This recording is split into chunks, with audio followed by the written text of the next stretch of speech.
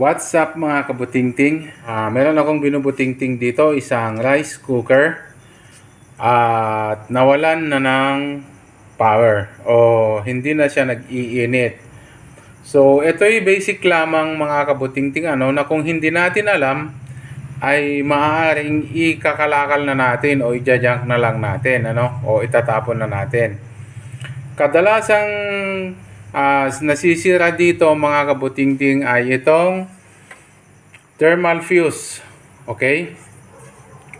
So, hindi advisable na irekta itong thermal fuse, pero po pwede nating pansamantala para makapagluto muna tayo for emergency purposes, po pwede nating irekta muna. At saka na lang tayo maglalagay